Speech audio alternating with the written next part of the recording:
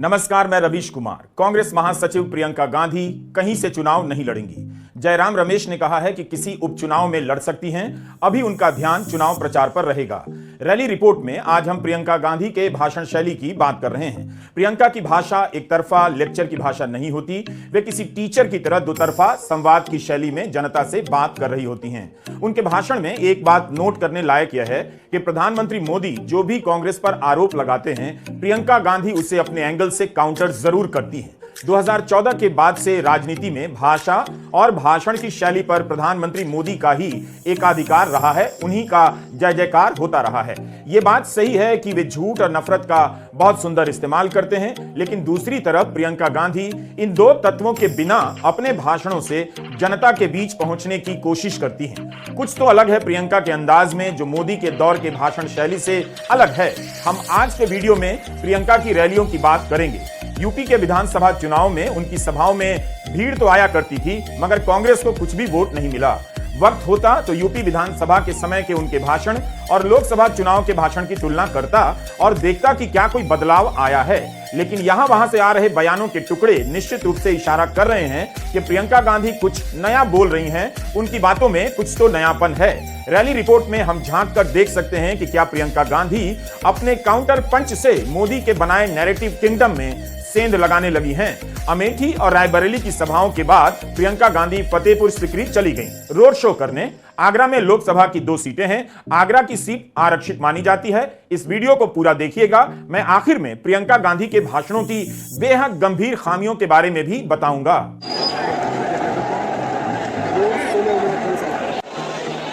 प्रियंका गांधी के road show में आई इस भीड़ ने कांग्रेस और समाजवादी पार्टी दोनों को उत्साहित कर दिया है। रोड शो अभी खत्म नहीं हुआ था कि भीड़ को लेकर दावे शुरू हो गए। कोई 4 लाख बताने लगा तो कोई 2 लाख। प्रियंका गांधी ने कांग्रेस के उम्मीदवार रामनाथ सिकरवार के समर्थन में आज रोड शो किया। तमाम विश्लेषणों में बताया जाता है कि इंडिया गठबंधन में दम नहीं है, उसके नेता जनता से संवाद नहीं कर पा रहे हैं। यूपी में यह गठबंधन निर्जीव और निष्क्रिय तक बता दिया गया, लेकिन फतेहपुर सीकरी में यह भीड़ कुछ और बता रही है। फतेहपुर सीकरी बीजेपी की सीट रही है। 2019 में यहां से राजकुमार चाहर को करीब 5 लाख वोट मिले, 47.73% वोट। 2019 में चाहर ने कांग्रेस के उम्मीदवार राज बब्बर को हराया था। राज बब्बर इस बार हरियाणा के गुरुग्राम से चुनाव लड़ने चले गए।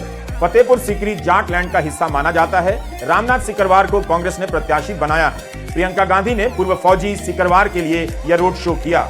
2004 में सिकरवार सेना से रिटायर हुए। फिलहाल इन पर कई आपराधिक मामले चल रहे हैं। इन्होंने सामाजिक मुद्दों पर एक संगठन भी बनाया जिसका नाम लक्ष्मण सेना रखा है और युवाओं के बीच लोकप्रिय बताए जाते हैं। जिस गांव में इनका प्रचार खत्म होता है उसी गांव में टिक जाते हैं। कहा जाता है कि 2 ही कपड़ों में रहते हैं। हालांकि इनकी संपत्ति 69-70 लाख के आसपास बताई जाती है।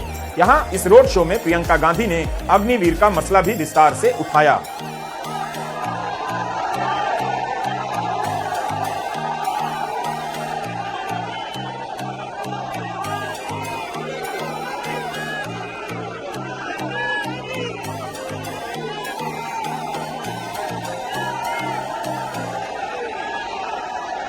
ये जो फौजी है, मैं दावे के साथ कह सकती हूँ इस पूरे देश में सबसे ईमानदार उम्मीदवार ये है।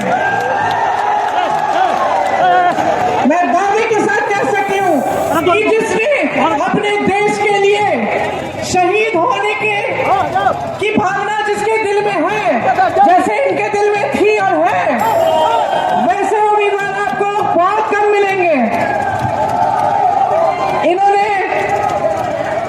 इन्होंने आपको दिखाया, आप सब जानते हैं, मैं जानती हूं कि आप सब जानते हैं कि ये आदमी ईमानदार है, मेहनती है और आपके लिए काम करके दिखाएगा। पिछले चुनाव में विधानसभा में ये लड़े थे, आपने मात्र 2000 वोट से हराया।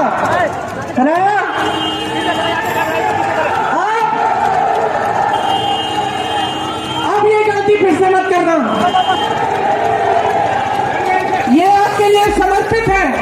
इनको अपने लिए कुछ नहीं चाहिए, ना सत्ता की लालच है, ना पैसों की लालच है। इनको सिर्फ एक लालच है कि मैं सेवा करूंगा। तो आप सबसे पूरी उम्मीद है कि इस चुनाव में आप इनको जिताएंगे। आपने 10 सालों से आपने सब कुछ देख लिया। आपने बड़े बड़े झूठे वादे देखे।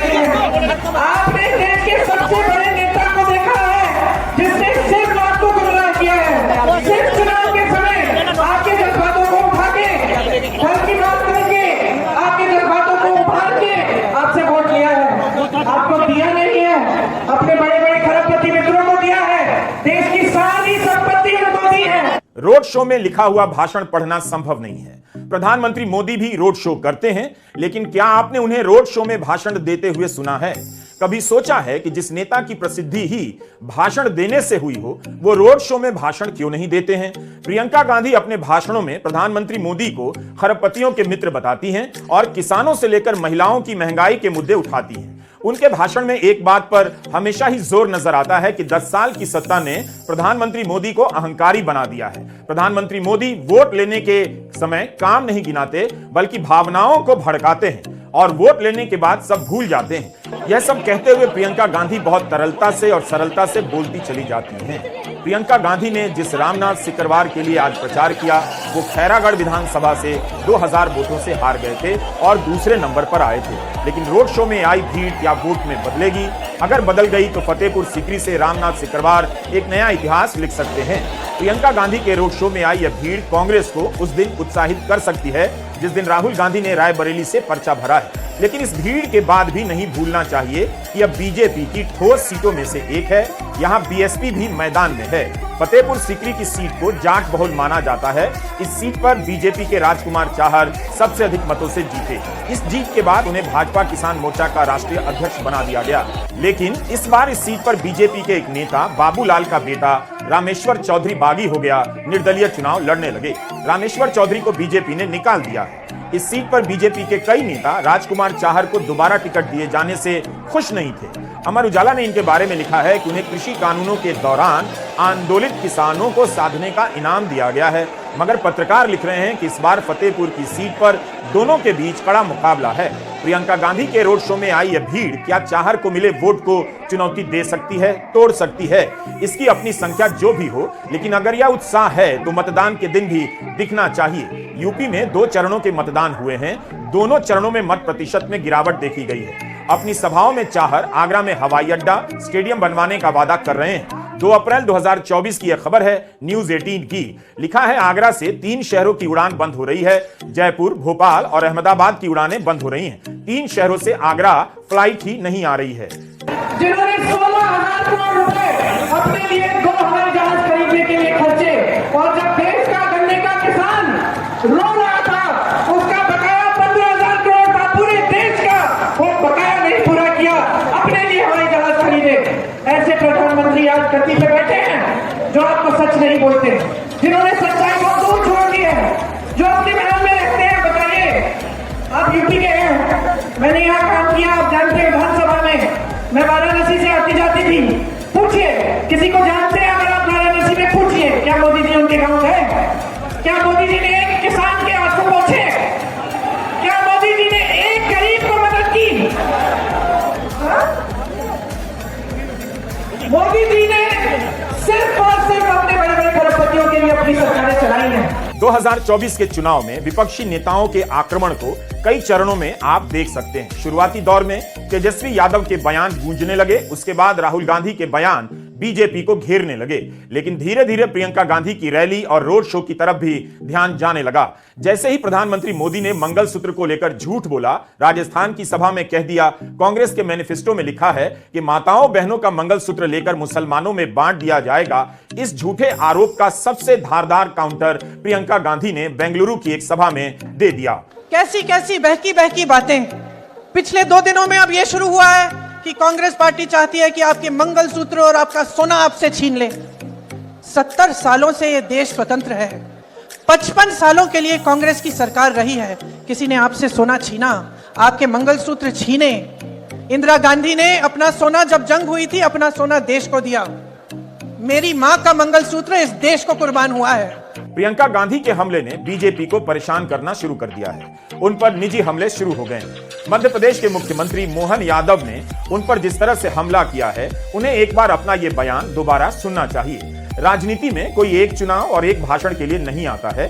उनका यह बयान बता रहा है कि नारी के सम्मान वाली बीजेपी में किसी महिला उम्मीदवार पर हमला करने के लिए सही भाषा तक नहीं बची है। मोहन यादव कह रहे हैं कि प्रधानमंत्री मोदी की शादी नहीं हुई, पर यह तो गलत बात भी है। और एक मैदान अभी बोल रही है, क्या कह रही है? मंगलसूत्र मोदी जी से क्या लेने देना? अच्छा, तुम्हारी शादी कहाँ हुई? तुम्हारी शादी तो क्रिश्चियन क्या हुई? चलो, हमारे तो प्रधानमंत्री की शादी भी नहीं हुई। तुमने तो दुर्भाग्य से शादी भी वहां नहीं करी। नेहरू जी का परिवार, भगवान के यहाँ से नेहरू जी की आत्मा आंसू बहा रही होगी कि मेरे यहाँ काकी पोती पैदा हो गई जो मंगलसूत्र नहीं पहन रही शादीशुदा होने के बाद। और शादीशुदा होने के बाद भी दुर्भाग्य के साथ हमारे यहाँ तो बेटी विदा हो जाए तो विदा होते ही उसका सरनेम जो माँ का लगना वो लगाते कि नहीं लगाते। लेकिन ये वोट के भूखे लोग ये वोट के चक्कर में अपना सरनेम भूल रहे हैं। आज भी गांधी लगा के प्रियंका भी गांधी हो गई। अरे भैया कहां से हो गई गांधी? वो असली गांधी के परिवार वाले तो आज भी बेचारे पता नहीं कहां होंगे कि नकली गांधी वोट के चक्कर में गांधी के नाम पे वोट ले रहे हैं। क्या ये बयान सुनने लायक है? मध्य प्रदेश के मुख्यमंत्री इस बात से बच सकते थे कि प्रियंका गांधी ने किससे शादी की, जिससे शादी की उसका धर्म क्या था। एक बात आपने और नोट की होगी, जब कोई महिला नेता बीजेपी को जवाब देती है, बीजेपी के नेता लड़खड़ा जाते हैं। बीजेपी के नेताओं को अपने राजनीतिक भाषणों में इस पर काम करना चाहिए कि महिला नेताओं के आरोपों का जवाब कैसे दिया जाए। बेशक कांग्रेस या दूसरे दल के नेता भी इसी पैमाने पर अक्सर फिसल जाते हैं, लेकिन दिन रात नारी शक्ति, मातृशक्ति कहने वाले नेताओं को अगर महिला नेताओं को राजनीतिक जवाब देना नहीं आता है तो मतलब है कि समस्या बहुत गंभीर है। हमने प्रियंका गांधी के भाषण का लंबा हिस्सा आपको सुनाया। वे जरूर धारदार तरीके से बोलती हैं, लेकिन निजी हमले की सीमा से पहले रुक जाती हैं। राहुल गांधी और प्रियंका गांधी की भाषा और रूपकों में काफी अंतर है, अंदाज में भी। राहुल बहुत कम हंसते हैं, प्रियंका अपने भाषण के वक्त लगातार हंसती हैं। राहुल जहां बहुत कम शब्दों में बात कहते हैं, प्रियंका गांधी नए नए रूपकों के सहारे अपने भाषण को जनता के बीच खोलती चली जाती हैं। सुनाई के साथ साथ दिखाई भी देने लग जाता है कि क्या कुछ कहा जा रहा है। कि आपको सुपरमैन की इमेज दिखाई गई, लेकिन मिले आपको महंगाई मैन जिन्होंने सिर्फ आपकी महंगाइयां बढ़ाई। दरअसल सच्चाई यह है कि इन 10 सालों में सरकार आपके लिए नहीं चली, चाहे आपको टीवी पे, होर्डिंग्स पे, मीडिया कुछ भी दिखाए। सच्चाई ये है जो आप जी रहे हैं। सच्चाई ये है कि आपके जीवन में तरक्की नहीं आई। प्रधानमंत्री जी के कुछ गिने चुने मित्र हैं, बड़े बड़े खरबपति हैं, उनके लिए सारी नीतियां बनाई जा रही हैं। देश का लोहा, कोयला, बिजली, सड़कें, हवाई अड्डे, बंदरगाह, देश के हाईवे, देश के पीएसयूज की सारी ताकत सब इन्हीं लोगों को दी जा रही है। जो बाकी बिजनेस है देश के, जो छोटे छोटे व्यापारी हैं या मध्यम व्यापारी हैं या बड़े व्यापारी जो इनके दोस्त नहीं हैं, उनके बढ़ावे के लिए कोई नीति नहीं है। गरीबों के लिए नहीं है, मिडिल क्लास के लिए नहीं है, श्रमिकों के लिए, किसानों के लिए कोई ऐसी स्कीम्स नहीं है जो आपको आगे बढ़ाए। अगर स्कीम बनती भी है तो 5 किलो राशन देने की स्कीम या कुछ ऐसी चीज जिससे आप अपने पैरों पे खड़े नहीं होंगे, लेकिन आपको कुछ कुछ थोड़ा थोड़ा दिया जाएगा ताकि आप चुप रहें। 2024 के चुनाव में बीजेपी के जीतने को लेकर पत्रकार माहौल बनाने लगे हैं। सर्टिफिकेट जारी कर दिया गया है, जीत की घोषणा की जा चुकी है। इसे आप अलग कर दीजिए, क्योंकि पत्रकारों को बहुत जल्दी है कि चुनाव से पहले किसी तरह रिजल्ट आ जाए। जमीन पर उम्मीदवार कैसे फिक्स किए जा रहे हैं, इंदौर और सूरत की सीट कैसे लूट ली गई, इससे इन पत्रकारों को कोई मतलब नहीं। आप हिंदी के अखबार उठाकर देखिए, प्रियंका गांधी के भाषणों को इस तरह से छापा जाता है जैसे वे बिना भाषण दिए चली जाती हैं, जबकि वे भाषण हिंदी में देती हैं। प्रियंका ने धर्म की राजनीति और भावनाओं की राजनीति को भी सरल शब्दों में समझाने का प्रयास किया, काउंटर किया। धर्म की राजनीति को काउंटर करते वक्त उनकी जुबान नहीं फिसलती है। वे उस ढांचे पर प्रहार करती हैं जिस पर बीजेपी की धर्म की राजनीति खड़ी हुई है। अब की बार आपकी सरकार, अब की बार आपकी सरकार, अब की बार जनता की सरकार। बहुत हो गया है, बहुत हो गया है, बहुत सह लिया आपने। और मैं आपको बता देती हूँ कि मोदी जी और उनके सारे मंत्री समझ रहे हैं कि जनता का मूड बदल गया है, कि इनकी नाटक नौटंकी अब नहीं चलेगी, अब सच्चाई चलेगी। अब जनता सत्य चाहती है, जनता अपनी पुरानी धार्मिक परंपरा वापस चाहती है। जब हर नेता जनता के सामने झुके और हर नेता समझे कि जनता के प्रति उसकी एक बहुत बड़ी जिम्मेदारी है, और सबसे बड़ी जिम्मेदारी यह है कि जनता के सामने सच बोले, जनता को झूठे वादे न करे और जनता के लिए सत्य के पथ पे चले। यही सबसे बड़ी जिम्मेदारी है। देखिए, नेता का धर्म सेवा होता है। ये परंपरा आपने डाली नेताओं में, अब आप पीछे हट रहे हैं। अब आपने ये सिलसिला जारी कर दिया इस देश में कि नेता सोचता है धर्म की बात करेगा, काम करने की जरूरत नहीं है। प्रियंका गांधी ने अपने भाषण पर लगता है इस बार कुछ काम किया है। वे जोश में बहुत कम आती हैं, लेकिन अपनी बात ऐसे रखती हैं जैसे किसी नहीं समझने वाले को समझाने का प्रयास कर रही हैं। वे अपनी पार्टी और परिवार पर लगाए जा रहे आरोपों का एक नेता की शैली में जवाब देती हैं, मगर भावुक होकर निजी स्तर पर बोलने से भी नहीं हटती हैं। प्रियंका जनता के बीच जनता हो जाती है। वे जनता से कहने लग जाती हैं कि उसे ही बदलना होगा। आपने क्यों धर्म के नाम पर नेता बना दिया? आपको इस राजनीति से क्या मिलता है? प्रियंका गांधी को पता है कि बीजेपी के समर्थकों को तोड़ना आसान नहीं है। कांग्रेस का ही बड़ा हिस्सा बीजेपी के पाले में गया है। वे कई तरीके से अपने भाषणों में समझाती हैं कि जनता को कैसे सवाल करने चाहिए। कई बार लगता है कि कांग्रेस जनता को जनता होने की ट्रेनिंग भी देने लग जाती है कि आप कम से कम सवाल तो कीजिए। इस आंदोलन में हम सब आजाद, ये देश आजाद हुआ। उस आंदोलन में जो बड़े बड़े नेता लड़े, किस लिए लड़े? आपको मालूम होगा कि हमारे जो स्वतंत्रता सेनानी नेता थे बड़े बड़े, पंडित नेहरू हो, गांधी जी हो, उन अपनी सारी धन दौलत उन्होंने आंदोलन को दी। वो शोहरत के लिए, शान के लिए, सत्ता के लिए थोड़ी लड़े। वो तो इसलिए लड़े ताकि आपको अपने अधिकार मिले। उनके खून पसीने से हमारा देश बना, आजाद हुआ। आजादी का मतलब ये था कि आप अपने पैरों पे खड़े हों, आप अपनी सुविधाओं की मांग उठाएं। आपको कुछ अच्छा नहीं लग रहा है, आप आंदोलन करें, आप सवाल उठाएं, आप नेताओं को पटरी पे लाएं, आप दिखाएं नेताओं को कि भाई तुम भटक रहे हो, गलत काम कर रहे हो, मुझे पसंद नहीं है, वापस आओ, मेरे सवालों का जवाब दो। यही अधिकार संविधान ने आपको दिया और इसके लिए लड़े हमारे पूर्वज, आपके पूर्वज लड़े, बड़े बड़े आदिवासी नेता लड़े। तो आज अगर आप जागरूक नहीं बनेंगे तो फिर उस लड़ाई का फायदा क्या था? इतने संघर्ष का फायदा क्या था? इतने आंदोलन का फायदा क्या था कि 70 साल बाद जनता आंखें मूंद ले, कोई कुछ भी कह दे आप मान लेंगे? प्रियंका गांधी के भाषणों का विश्लेषण होना चाहिए। मैंने उनके भाषणों में बहुत सारी गंभीर खामियां देखी। हालांकि आधे घंटे में यह स्क्रिप्ट लिखी है तो हो सकता है मैंने सारी खामियां नोट ना की हूं। प्रियंका गांधी के भाषण की सबसे बड़ी कमी यही है कि वे वोटर को ना तो डराती हैं ना भरमाती जैसे प्रधानमंत्री मोदी करते हैं। बाजरे का एक्सरे हो जाएगा, दीवारों का एक्सरे हो जाएगा, संपत्ति का एक्सरे हो जाएगा, कांग्रेस भैंस ले जाएगी, फ्लैट ले जाएगी, मंगलसूत्र ले जाएगी और मुसलमान आ जाएगा। मोदी समझ गए हैं कि आम जनता को ऐसा ही मसीहा चाहिए जो पहले उससे डराए, फिर बार बार डराए, फिर इतना डराए कि जनता को लगे कि अब ये मसीहा नहीं रहेगा तो उसे बचाने वाला भी कोई नहीं रहेगा। प्रियंका गांधी ना तो किसी को डराती हैं, ना ही किसी को बचाने का प्रयास करती हैं। यह बहुत बड़ी कमी है।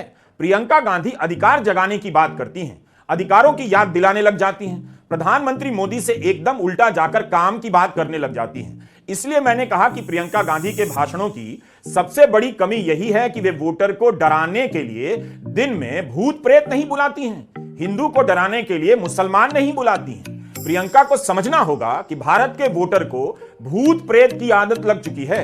प्रियंका गांधी डॉक्टर बनकर जनता के बीच जा रही हैं, यह बहुत बड़ी गलती है। दूसरी तरफ मोदी जी कई बार ओझा औघड़ का भी रूप धर लेते हैं। अभी तो वक्त नहीं होगा, लेकिन चुनाव के बाद प्रियंका गांधी को मेरा यह वीडियो देखना चाहिए, आगे के चुनाव में काम आएगा। नमस्कार, मैं रवीश कुमार।